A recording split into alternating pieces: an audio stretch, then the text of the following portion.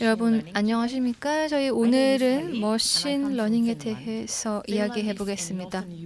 자, 핀란드 출신인데요. 저희는 북유럽이죠. 산타클로스로 유명한 나라에서 왔습니다. 산타클로스의 고향인 핀란드인데요. 스웨덴 사람들이 산타클로스의 고향이 스웨덴이라고 주장하지만 믿지 마십시오. 스웨덴은 저희 핀란드의 여러 가지 자산을 항상 탐내는 그런 국가입니다.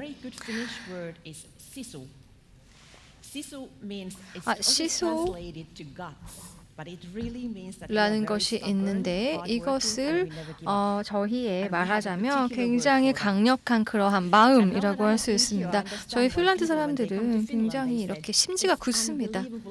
많은 사람들이 핀란드어가 너무나 어렵고 다르기 때문에 핀란드 사람들이 말하는 거 하나도 모르겠다라고 이야기하는데요. 저도 오늘 지금 이 자리에서 동일한 기분을 느끼고 있습니다. 여기 한국어를 제가 전혀 모르기 때문에 여러분들이 무슨 말씀하시는지 굉장히 모르겠는 굉장히 새로운 자리입니다. 오늘 이렇게 이 자리에 함께하게 되어서 굉장히 반갑습니다. 저는 헬싱키 대학교를 졸업하였고 지금 현재에도 대학교에서 연구원으로 그리고 강사로 활동하고 있습니다. 데이터베이스, 빅데이터, 멀티모델 데이터베이스와 같은 것을 전공으로 하고 있고 그리고 의사결정을 위한 반정의형 데이터의 관리를 하고 있습니다. 머신러닝은 이의 일부입니다. 저는 오라클 제품을 93년도부터 다루기 시작하였고요. 90년부터 IT를 시작하였죠. 89년도에 대학교에서 오라클 데이터베이스를 다루기는 했지만 사실 이거는 제가 실제로 오라클과 일을 해봤다라고 말을 할 수 없습니다. 왜냐하면 제가 따로 보상을 받고 한 것이 아니기 때문에 93년도부터 이제 오라클 제품과 관련된 일을 했다라고 이야기하고 있습니다. 데이터베이스 그리고 오늘은 머신러닝에 대해서 설명드리겠습니다. 미라클이라는 핀란드의 컨설팅 회사이고요. 저는 에미아 오라클 유저 그룹의 앰베서더로 활동하고 있습니다. 저는 금요일에 이제 폴란드까지 가서 또 강연이 예정되어 있습니다. 또 제가 집필한 저서가 몇 가지가 있는데요. 오라클 SQL 디벨로퍼 데이터 모델러가 있고 또 하나는 리얼월드 SQL and PLSQL이 있는데요. 다른 에이스 디렉터들과 함께 알렉스 지텐, 마틴, 브랜든 아룹과 같은 굉장히 유명한 사용자들과 영국, 네덜란드 전체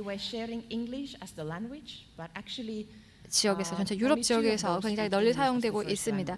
그런데 흥미로운 점은 저희가 책을 영어로 작성하였는데 저희 5명의 공동 저자 중에서 2명만이 영어가 모국어였습니다. 그런 즐거운 일도 있었고요. 자, 오늘 머신러닝에 대해서 이야기를 할 텐데요. 이것은 AI, 인공지능의 굉장히 중요한 부분입니다. 마이크로가 계속해서 조금 잘 떨어지는데요. 제가 늘 익숙치 않습니다.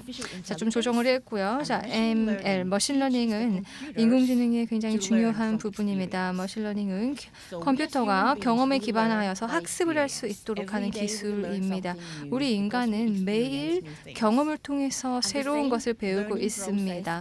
그리고 동일한 학습 프로세스가 컴퓨터에도 적용될 수 있습니다.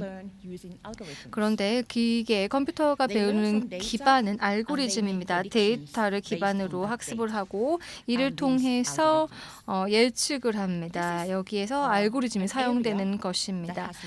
이 부분은 굉장히 다양한 스킬이 필요합니다. 통계, 수학 등과 같은 굉장히 다양한 방면을 모두 범용하는 그러한 기술 영역인데요. 이 모든 영역이 다 중요합니다. 그런데 새로운 것이 아닙니다. 1959년에 아서 사뮤엘은 머신 러닝이 명시적인 프로그래밍 없이 컴퓨터가 학습하는 능력이라고 이야기를 했습니다. 1959년도부터 머신 러닝에 대해서 연구가 있어 왔습니다. 갑자기 지난해에 새롭게 탄생한 용어가 아닙니다. 오래전부터 있어 왔었던 그런 개념입니다.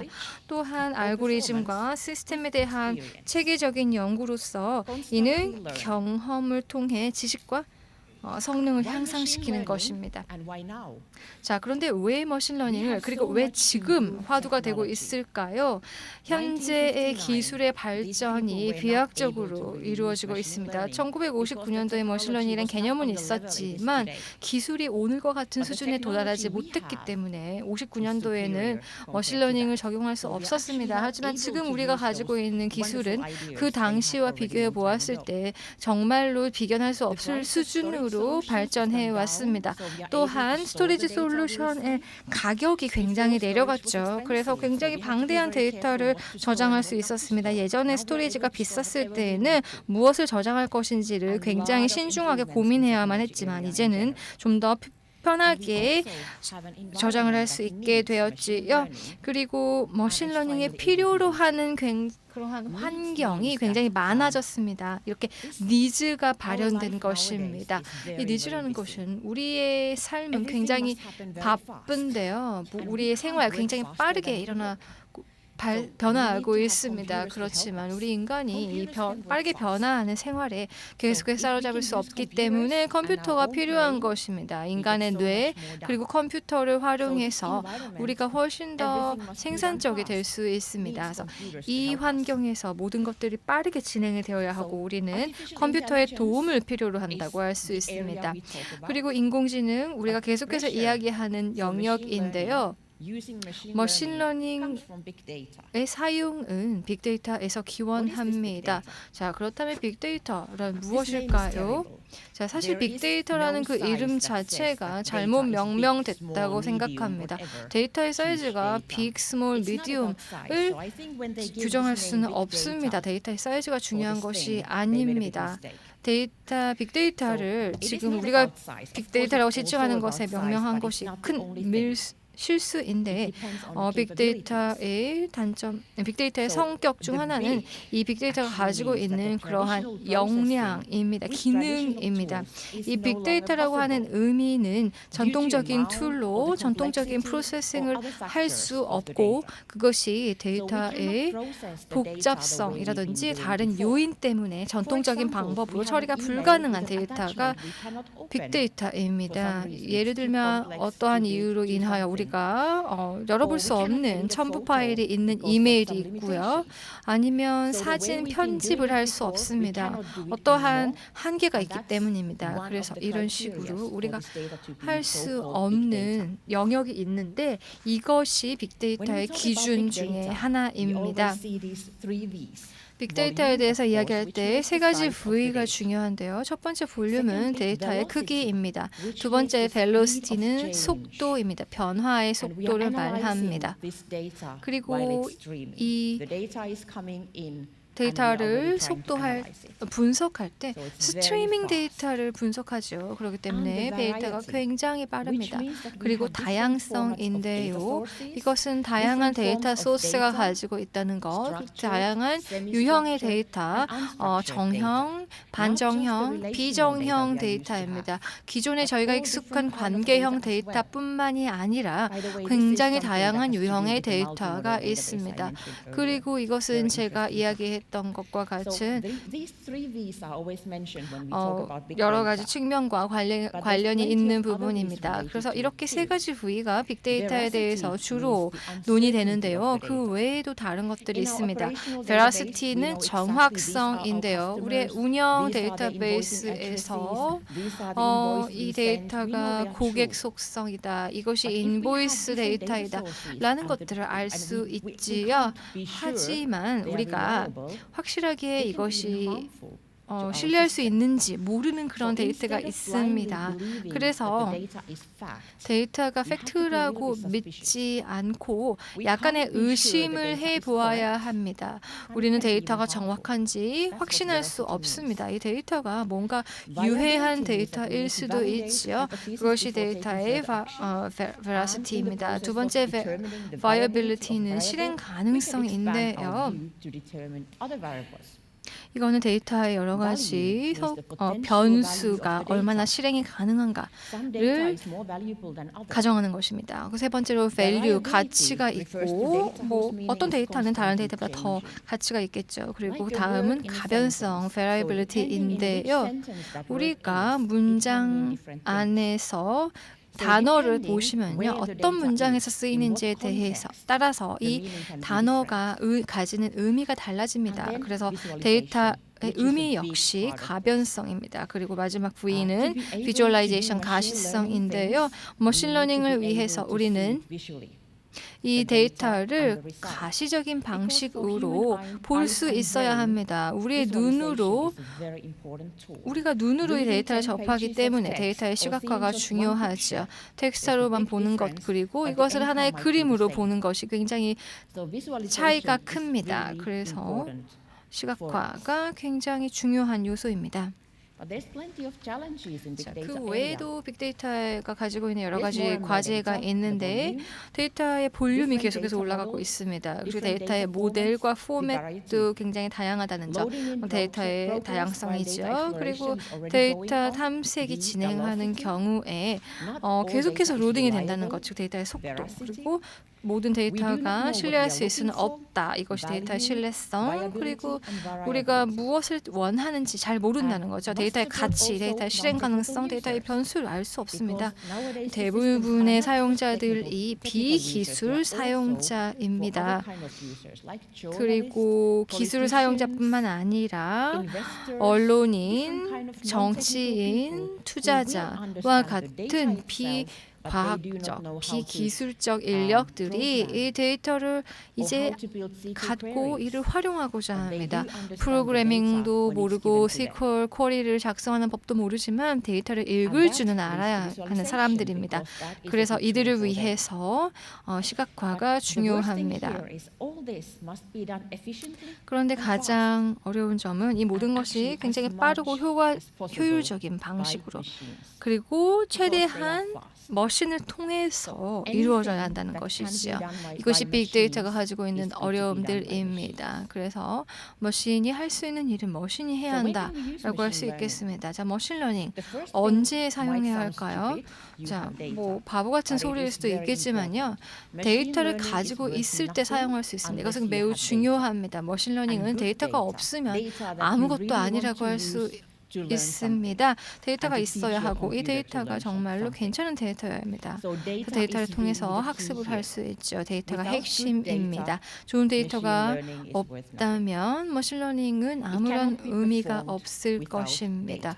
데이터 없이 머신러닝은 수행이 불가능합니다. 모델링을 이 데이터는 일부는 모델링을 위해서 그리고 일부는 입증을 위해서 사용되어야 합니다. 모든 데이터를 모델을 구축하는데 다 사용해서는 안 될 것입니다. 그리고 여러 가지 규칙 그리고 여러 가지 방정식이 있는데요. 굉장히 복잡성을 가지고 있습니다. 여러 레이어로 구성되어 있고 그리고 사진, 이미지 인식에서 고양이 그리고 강아지를 구분할 수 있어야 하는데 그렇게 심플하지 않고 굉장히 복잡합니다. 그리고 룰이 계속해서 바뀌는데요. 이러한 어려움이 사전 프로그래밍된 프로그램이 아닌 머신러닝이 사용해야 하는 이유 중에 하나입니다. 자, 데이터의 속성이 계속해서 바뀌고 있기 때문에 프로그램이 여기에 맞추어서 적응해 나가야 합니다. 오늘은 스팸이지만 내일은 햄이 될 수도 있습니다. 즉 오늘은 가치 없는 데이터라고 하더라도 어쨌든 이것을 저장해 두고 내일 이것을 활용할 수도 있습니다. 내일 의사결정을 위해서 이미 내가 사용할지 몰랐지만 저장을 해 놓았기 때문에 그것을 미래에 사용할 수 있죠. 오늘은 스팸으로 저장을 했지만 다음 날에는 머신러닝을 통해서 스팸이 아니고 햄이다. 그러니까 이것을 활용해야 한다. 라고 머신이 우리에게 말해줄 수 있습니다. 뭐 쇼핑 트렌드 같은 거지요.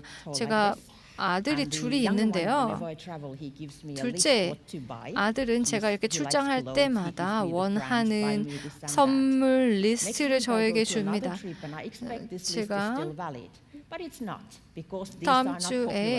다음 출장을 갈 때 저희 아이가 저에게 준 쇼핑 목록이 있는데 이 쇼핑 목록이 항상 동일하진 않을 것입니다. 인기가 좀 식어서 또 목록이 바뀔 수도 있겠죠. 그래서 아이들이 어렸을 때는 제가 아이들이 좋아하는 용품점에 가서 선물을 바로 살 수 있었지만 굉장히 빠르게 트렌드가 바뀌니까요. 이제는 더 이상 그렇게 제가 마음대로 고를 수가 없습니다. 자, 머신러닝 이제 실제에서 어떤 식으로 사용될까요? 첫 번째 스팸 필터입니다. 잘 알려졌지요. 스팸과 이메일을 구분하기 위해서 머신러닝이 사용되고 있습니다. 그리고 우리는 매일 머신러닝 이 이러한 변화에 적응시키고 있습니다. 그리고 로그 필터와 알람, 그리고 데이터 분석, 이미지 인식, 언어 인식, 그리고 의료 진단 영역, 그리고 로보틱 등 굉장히 방대한 영역에서 머신러닝이 실제 적용될 수 있습니다. 그런데 제가 앞으로 세션에서 계속 말씀드릴 것인데요.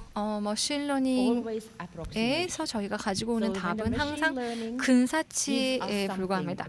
항상 근사치입니다. 머신러닝은 예측입니다. 이것은 절대적으로 정확한 결과값이 아닙니다. 무엇에 관한 근사값을 도출합니다. 거의 정확할 수도 있지만 여전히 근사치에 근사치를 할 수 있습니다. 이 근사치 중에서 일부는 굉장히 유용하고 일부는 그렇지 않을 수도 있는데요.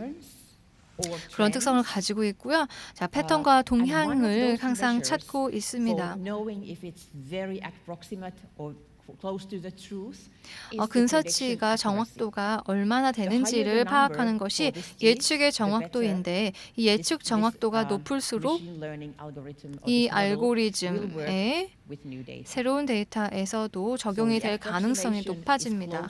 그래서 근사치, 즉 거의 정확한 근사치를 도출해내는 것이 알고리즘의 성공 관건입니다. 모델도 다양하고 이 중에서 최고의 값을 선택해야 하지만 절대적인 진실이 아니고 근사치입니다. 자, 머신러닝 초보자들이 가장 어렵게 느끼는 것이 무엇일까요? 그것은 바로 용어인데요. 제가 대학교에 몸을 담고 있기 때문에 그리고 이렇게 동시에 이렇게 비즈니스적인 환경에서도 일하기 때문에요. 저는 사용되는 모든 용어를 정의하는 것을 즐겨합니다. 그래서 공식적인 정의라기보다는 설명을 조금 할 필요가 있겠습니다. 이 용어를 설명을 하고 용어 간에 어떠한 관계가 있는지를 말씀드려야 할 것 같습니다. 자, 머신러닝에 관한 용어가 굉장히 많은데요. 여러 가지 용어가 동일한 것을 지칭하고 있습니다. 하는 경우도 있습니다. 그래서 굉장히 혼동이 되는 경우도 많은데요. 그리고 동일한 용어가 다른 의미를 가지고 있을 수도 있기도 합니다. 그래서 굉장히 헷갈리는 경우가 많은데요. 그래서 용어를 정확하게 이해하는 것이 중요합니다. 그리고 용어 간의 서로의 관계에도 이해해야겠지요. 자, 첫 번째로 중요한 용어는 태스크입니다. 태스크는 우리가 머신러닝을 통해서 해결하고자 하는 문제입니다. 이 문제를 해결하기 전에 먼저 문제를 설명해야겠죠. 머신러닝을 통해서 우리가 무슨 문제를 해결하고자 하는가, 어떤 문제를 풀어야만 하는지를 알아야 할 것입니다. 이것이 바로 태스크이고, 두 번째로는 알고리즘인데요. 자, 컴퓨터가 학습을 위해서 필요로 하는 그런 경험, 그것이 바로 알고리즘입니다. 이 알고리즘은 모델을 만들어내죠. 모델을 도출해냅니다. 모델은 머신러닝의 결과값입니다. 그리고 이 태스크를 모델을 통해서 해결할 수 있는 것이죠. 또한 모델에도 여러 가지가 있는데요. 예측적, 기술적, 그리고 규범적 모델이 있습니다. 먼저 예측 모델 같은 경우는 모델의 결과물이 대상 변수를 포함한다는 의미인데, 즉 미래에 발생할 수 있는 것을 예측한다는 것입니다. 즉 예측하는 것이기 때문에 예측 모델이고요. 두 번째 기술 모델은 이 모델의 결과값이 대상 변수를 불포함하는 경우입니다. 말하자면 과거에 무슨 일이 일어났었는가를 보여주는 모델입니다. 세 번째로 규범 모델이 있는데요. 이것은 하나 이상의 행동을 권장하고 이에 따른 결과물을 가능성이 높은 결과물을 보여주는 것입니다.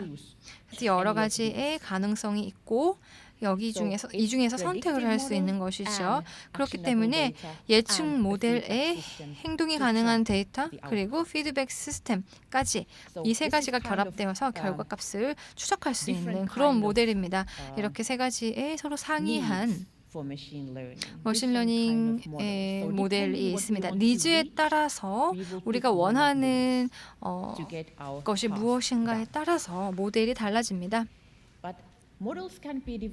하지만 모델은 다른 카테고리로 분류를 할 수도 있습니다. 모델이 어떤 식으로 작동하는지에 따라서 분류를 할 수 있는데요. 이 전 모델은 결과물에 따른 것이었지만요. 지금 보시고 계시는 유형은 그 방식입니다. 알고리즘 방식에 따른 것입니다. 분류 모델, 컨셉트 학습 모델, 트리 모델, 룰 모델, 선형 모델, 그리고 거리 기반 모델, 그리고 확률 모델을 들 수 있습니다. 이 모든 모델을 상이한 알고리즘을 가지고 있습니다. 머신러닝에서 또 굉장히 중요한 것 중 하나가 피처인데요. 피처를 디멘션이라고 부르는 사람들도 있습니다. 데이터 웨어하우싱을 하는 사람이라면 일단 디멘션이라는 표현이 더 편하겠죠. 자, 피처라고 한다면 우리가 지금 관측하고 있는 그러한 현상의 측정이 가능한 속성 또는 특성이라고 할 수 있습니다. 이것이 2006년도에 비숍이 저서에서 정의한 내용인데요.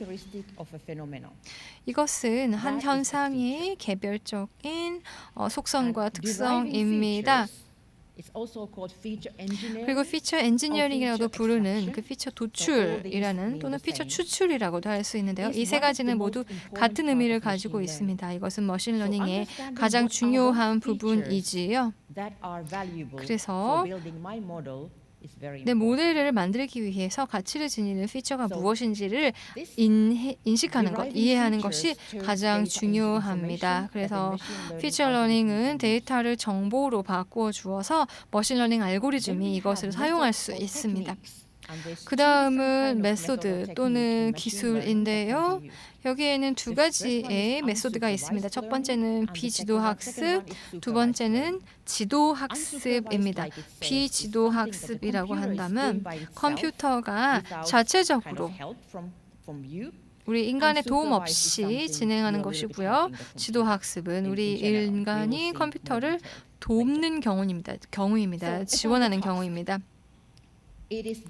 자, 태스크에 대해서 다시 설명을 드리자면요. 태스크의 정의가 매우 중요합니다. 머신러닝을 통해서 우리가 구체적으로 어떤 태스크를 완수할 것인가가 중요한데요. 머신러닝은 단순한 연산 과제가 아니고 실무적인 적용이 매우 중요합니다. 만약에 여러분이 수학과 통계에 관한 것입니다 라고 말하는 것에 두려움을 겪는다면 머신러닝의 또 다른 측면도 있습니다. 알고리즘과 통계만 중요한 것이 아니고 실제 우리의 삶을 이해하는 것도 머신러닝의 굉장히 중요한 한 축입니다. 머신러닝이 할 수 있는 그러한 역할은 굉장히 많은데요. 이를 위해서 태스크를 정의하는 것, 그리고 굉장히 실용적인 태스크를 정의하는 것이 중요합니다. 자, 그런데 어쨌든 결국 알고리즘이 가장 중요합니다. 컴퓨터의 경험, 인간은 경험으로 학습하고 컴퓨터는 알고리즘으로 학습을 합니다. 알고리즘을 작성하는 것은 굉장히 어렵습니다. 제가 몇 개의 알고리즘 사례를 보여드리겠지만 수천 개의 알고리즘이 존재합니다. 그래서 알고리즘을 잘 선택하는 것이 정말로 필수적입니다. 그래서 알고리즘의 카테고리가 있는데요. 이 카테고리 어떤 카테고리에서 어떤 알고리즘을 내가 활용해야겠다라고 선택하는 것이 매우 중요합니다.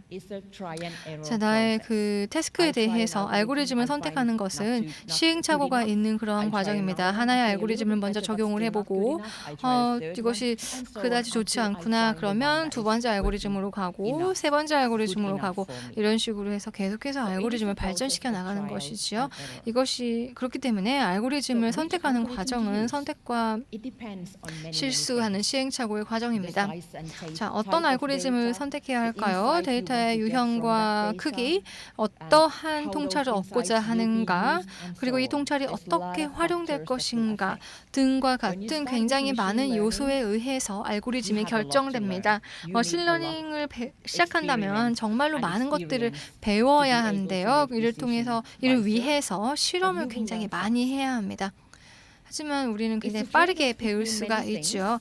여러 가지 서로 장단점을 가지고 있는데요. 정말로 더 중요한 것, 덜 중요한 것이 있습니다. 새로운 데이터의 예측 정확성입니다. 즉, 이 데이터 결과값이 얼마나 진실에 가까운지, 그리고 학습의 속도, 얼마나 빨리 컴퓨터가 배울 수 있는지, 더 느리게 배울 수 있는지, 그리고 메모리의 사용량은 어떠한지, 학습을 위해서 얼마의 메모리를 쓸 수 있는지, 그리고 투명성인데요. 이것을 블랙박스로 넣어야 하는지, 즉 어떤 식으로 학습을 하든지 관계없는 경우에는 블랙박스, 그리고 어떻게 배우는지 알고 싶은 경우에는 클리어박스가 있습니다. 그리고 또한 해석 가능성인데요. 이것은 바로 인간이 모델을 이해할 수 있는 그러한 능력입니다. 그래서 이러한 여러 가지 요소들을 서로 트레이드오프가 존재합니다. 이를 기반으로 모델을 선택하게 될 텐데요. 자, 기하학 모델은 서포트 벡터 머신입니다. 그리고 이것은 그 거리의 개념인데요. 유클리드 거리, 최근린 분류자, 또한 맨하탄 거리처럼 이 거리가 핵심입니다. 그리고 확률 모델 같은 경우에는 베이시안 분류기, 그리고 로지컬 모델은 디시전 트리를 기반으로 하고 있습니다. 그룹핑 모델은 그 그룹의 수로 인해서 학습 시간을 결정하는 트리 기반 모델이고, 그레이딩 모델은 기하학 분류기를 할 수 있습니다. 그래서 정말로 많은 다양한 모델들이 존재합니다. 자, 그리고 피처인데요. 하나의 모델은 피처가 좋은 만큼 모델도 좋게 나올 수 있습니다. 그리고 이 피처 간의 상호작용이 굉장히 중요합니다. 또한 필요한 경우에 불필요한 그러한 세부 내역은 삭제될 수 있습니다. 1.1kg을 10kg으로 분류할 수 있는 것이지요. 그래서 우리가 분석을 하기 전에 데이터를 약간 바꿀 수도 있습니다. 자, 요약하자면 머신러닝은 올바른 피처를 사용하고 올바른 알고리즘을 적용해서 올바른 모델을 구축함으로써 올바른 태스크를 달성하는 것입니다. 자, 메소드는 두 가지 방법이 있는데요. 비지도 그리고 지도 학습이 있습니다. 비지도 같은 경우에는 입력한 데이터에 숨겨진 패턴을 한다든지 아니면 내재적인 그런 구조를 발견하는 것입니다. 그리고 지도 학습 같은 경우에는 우리가 트레이닝을 시킵니다. 그래서 인풋 데이터, 아웃풋 데이터 모두 우리가 이해할 수 있고 이를 통해서 미래의 아웃풋을 예측할 수 있습니다. 그래서 비지도 학습 같은 경우에는 우리가 모르는 데이터입니다. 헤드라인 정도만 알 수 있겠죠. 이름, 이름, 성, 그리고 추가적인 정보가 있는데 컴퓨터가 알아서 여기에서 패턴이라든지 정보를 발견하고 있습니다. 그런데 두 번째 같은 경우에는 이름과 성 그리고 주소까지 알고 있는데요. 우리가 미래의 아웃컴을 예측할 수 있는 그러한 학습입니다. 비지도 학습 같은 경우에는 숨겨진 패턴 또는 구조를 발견하는 unlabeled input data이고요. 머신러닝 알고리즘 같은 경우에는 더 나은 의사결정을 위해서 사용될 수 있습니다. 구체적인 목표가 없는 경우, 즉 우리가 무엇을 하고자 하는지 정확히 모르지만 약간의 힌트가 필요한 경우에 비지도 학습을 적용할 수 있습니다. 그리고 슈퍼바이즈드 러닝, 즉 지도 학습 같은 경우에는 예측을 위해 사용할 수 있죠. 이 두 가지를 서로 접목해서 사용할 수도 있습니다. 그리고 이 데이터에 어떠한 정보가 들어있는지를 잘 모르는 경우, 그리고 데이터의 어떤 피처를 조금 더 제거하고자 하는 경우에 비지도 학습을 적용할 수 있겠습니다. 클러스터링은 숨겨진 패턴 또는 그룹핑을 데이터 안에서 탐색적 데이터 분석을 하기 위한 방식인데요. 두 가지 알고리즘이 있습니다. 하드 클러스터링, 소프트 클러스터링입니다. 제가 지금까지 여러분께 굉장히 많은 용어를 설명드렸는데요. 이 용어들이 서로 어떤 관계가 있는지를 지금 말씀드리지 않으면 굉장히 복잡해지겠죠. 자, 클러스터링에는 두 가지 종류가 있는데 하드 클러스터링은 각각 데이터 포인트가 하나의 클러스터에 속해야 한다는 것이고요. 즉 1대1이죠. 소프트 클러스터링 같은 경우에는 1대 n으로 여러 개의 클러스터에 속할 수 있다는 것입니다. 하드라는 경우에는 하드를 한 곳에만 있어야 하는 것이고 소프트 클러스터링 같은 경우는 소프트하기 때문에 여기저기에 존재할 수 있다라고 생각하시면 기억하시기 좋겠습니다. 하드 클러스터링 알고리즘은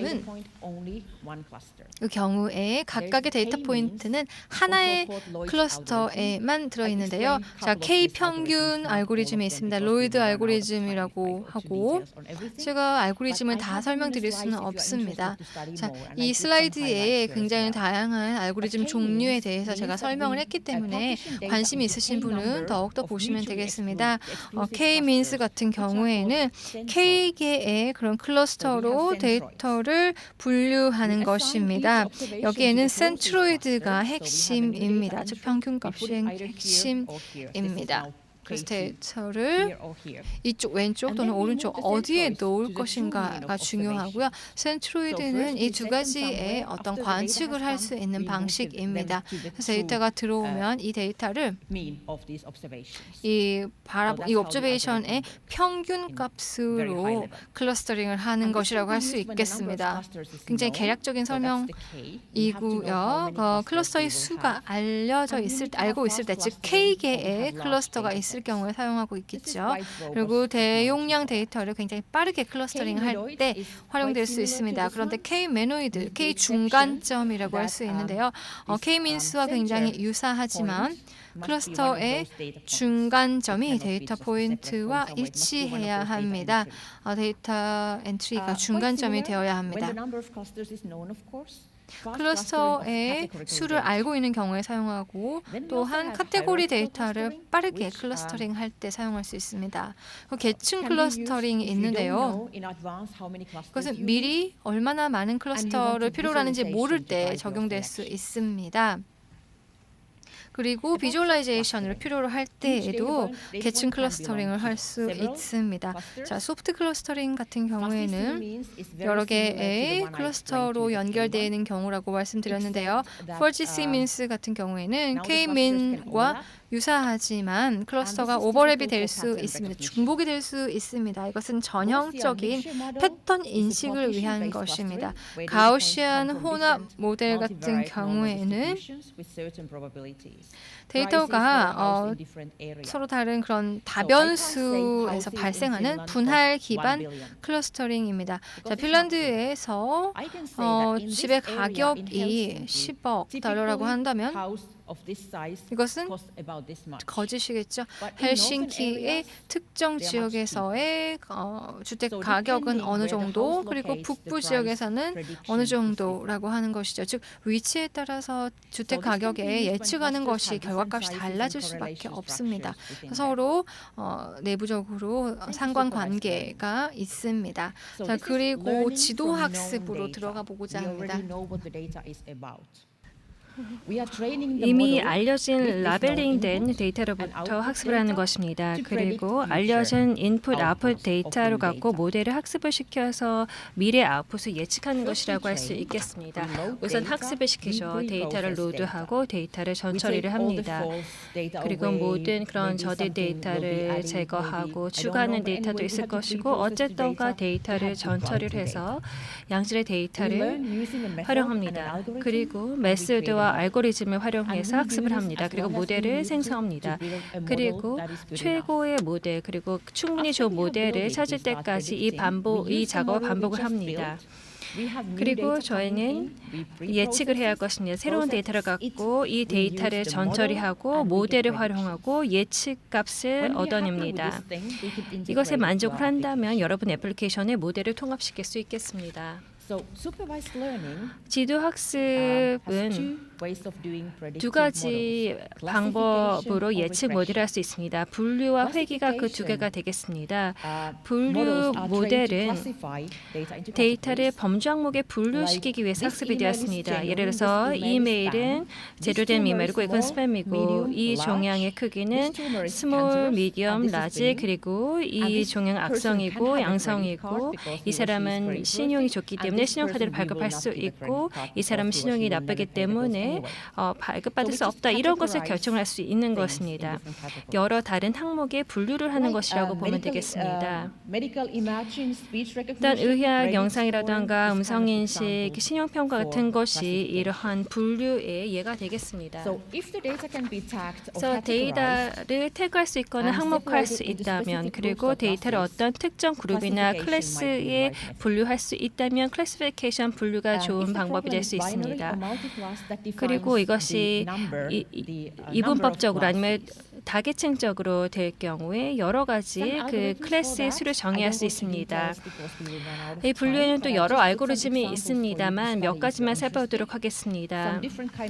여러 알고리즘이 있겠지만 첫 번째 KNN, K-최 근접 이웃 알고리즘이 있고 또 나이브 베이스 그리고 판별 분석과 같은 것들이 있습니다. 또 신경망 네트워크도 흥미로운데요. 이 알고리즘은 우리의 뇌가 움직이는 방법과 같습니다. 이것을 컴퓨터로 구현을 하는 것이죠.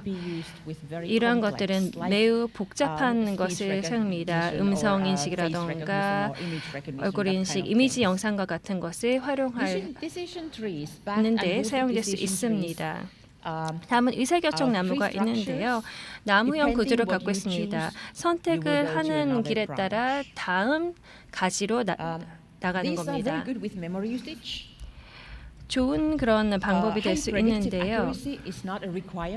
여기에서는 만약에 예측도가 그렇게 중요하지 않다면 좋고 그리고 학습하는 시간이 중요하지 않다면 아주 선택할 수 있는 좋은 방법이 되겠습니다. 다음은 로지스틱 회귀 분석입니다. 이것은 바이너리 리스폰스의 확률을 예측하는 것입니다. 어느 클래스에 속하는지를 정하는 것입니다. 예를 들어서 공부하는 시간과 불합격, 합격이 영향 미치느냐 이런 것을 결정하는 것입니다. 10시간을 공부하며 시험을 합격을 할까 아닐까 이런 것들을 결정하는 데 사용될 수 있겠습니다. 이런 것은 데이터가 하나 혹은 선형적인 그런 바운더리로 명확하게 분리가 될 때 사용할 수 있겠습니다. 그리고 그 회귀는 지속적인 응답을 예측하기 위한 것입니다. 온도 변화라던가 전기수의 변화 같은 것을 예측할 때 이용할 수 있습니다. 선형 회귀는 어떤 지속적인 그러한 응답 변수를 다른 예측 변수의 함수로 보는 것입니다. 이러한 것은 어떠한 이 알고리즘은 먼저 빨리 피트하는 것을 찾을 때 이용합니다. 그 다음 비선형 회계 모델이 있습니다. 여러 다양한 모델이 있고 여러 다른 알고리즘이 있습니다.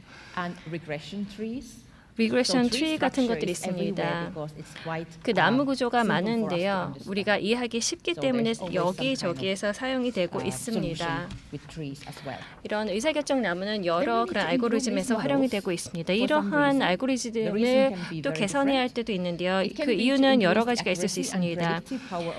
모델의 그런 정확성을 높이고 또 예측력을 개선하기 위해서 있을 수도 있을 것이고요. 아니면 그 데이터를 노이즈부터 분리하기 위해 인식하기 위한 능력을 이기 위해서 또 성능을 향상시키기 위해서 아니면 우리가 정의한 특정이 우리의 머신러닝 태스크에 중요할 때 이것을 개선하기 위해서 개선을 할 수 있습니다. 이 모델을 개선하기 위해서는 피처 엔지니어링 그리고 하이퍼 파라미터 튜닝이 활용될 수 있습니다. 피처 엔지니어링은 피처 선택과 피처 트랜스포메이션 변형 추출을 통해서 할 수 있습니다. 피처 셀렉션은 또 베리어블 셀렉션 혹은 애트리뷰트 셀렉션이라고도 부르고 있습니다. 우리 태스크에게 중요한 관련 피처는 무엇인가를 식별하는 것입니다. 최고의 예측 모델을 갈 수 있는 그런 베리어블을 추가하거나 아니면 제거함으로써 가능합니다. 일부 피처 셀렉션 테크닉들이 있습니다. 단계적 회귀라든가 연속 특성 섹션 정규화 또 NCA와 같은 것들이 있습니다. 또 피처 트랜스포메이션 변환도 있는데요. 이것은 차원을 감소시키고 축소시키는 것입니다. 우리는 피처의 차원을 감소시키고자 하자 전처리 작업의 일환으로 지도학습에 사용하기 위해서 쓸 수 있겠습니다.